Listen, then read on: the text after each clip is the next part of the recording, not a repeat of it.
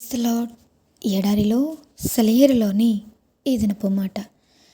ఏలియా మన వంటి స్వభావము గల మనుష్యుడే. ఆమీన్. యాకోబు పత్రిక 5వ అధ్యాయము 17వ వచనం. అందుకు దేవునికి వందనాలు.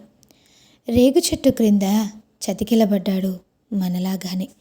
మనం తరచుగా చేసినట్టే దేవుని మీద సనుగుకున్నాడు, ఫిర్యాదు చేశాడు.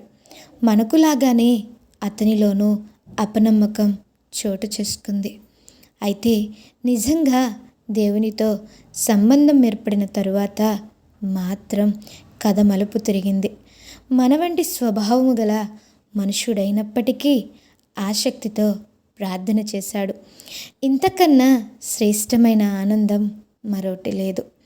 ఏలియా కేవలం ఆసక్తితోనే ప్రార్థన చేయలేదు, ప్రార్థనాపూర్వకంగా ప్రార్థించాడు, ప్రార్థిస్తూనే ఉన్నాడు.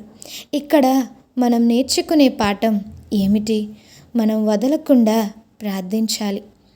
కర్మేలు పర్వత శిఖరం మీదకి ఎక్కిరండి. విశ్వాసానికి ప్రత్యక్షంగా కనిపించేదానికి సామ్యం కుదిర్చే వైనాన్ని వినండి. ఆకాశం నుండి అగ్ని దిగిరావడం కాదు ఇప్పుడు కావాల్సింది. ఇప్పుడు ఆకాశం నుండి జలధారలు కురియాలి.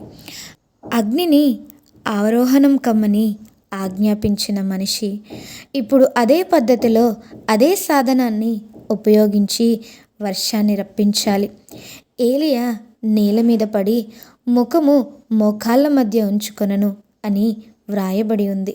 అంటే అన్ని ధ్వనులను, ఏకాగ్రతకి భంగం కలిగించే శబ్దాలను దూరంగా ఉంచడం అన్నమాట. ఇలాంటి భంగిమలో దుప్పటి ముసుగేసుకుని బయట ఏం జరుగుతున్నదో కనిపించకుండా ప్రార్థించడం అన్నమాట. సేవకుని పిలిచి నువ్వు పైకెక్కి సముద్రం వైపుకి చూడమన్నాడు. అతడు వెళ్ళి చూసి తిరిగి వచ్చాడు. ఏం లేదు అన్నాడు. ఈ పరిస్థితిలో మనం ఏం చేస్తాము?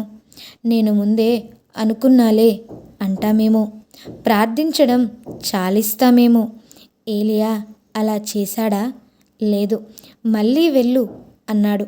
సేవకుడు తిరిగి వచ్చి ఏం లేదు, మళ్ళీ వెళ్ళు, ఏం లేదు. కొంతసేపటికి అతడు తిరిగి వచ్చినప్పుడు మనిషి చెయ్యంత మేఘం కనిపించింది అన్నాడు. ఏలియా చెయ్యి అర్థింపుగా పరలోకం వైపు చాపబడింది. జవాబుగా వర్షం క్రిందికి దిగింది.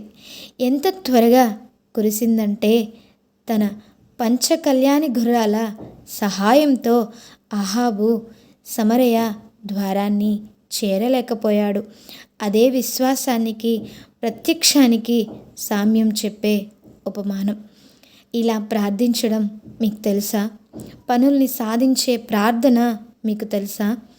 కనిపిస్తున్న పరిస్థితులు ఎంత నిరాశాజనకంగానైనా ఉండొచ్చు, కానీ వాటిని లెక్క చేయవద్దు.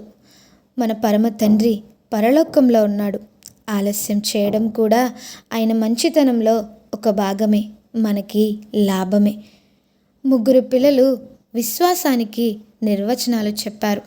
మొదటి బాలుడన్నాడు, విశ్వాసం అంటే క్రీస్తును పట్టుకోవడం.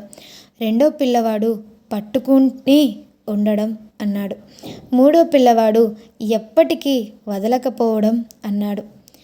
తుమ్మ జిగురులా అంటిపెట్టుకుని వదలని విశ్వాసం ఇది.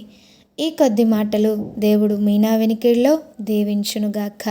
విశ్వాసంలో ఆయనను ఎన్నటికీ కూడా విడిచిపెట్టక అంటిపెట్టుకుని ఉండువారుగా దేవుని మనలను దీవించునుగాక. ఆమీన్.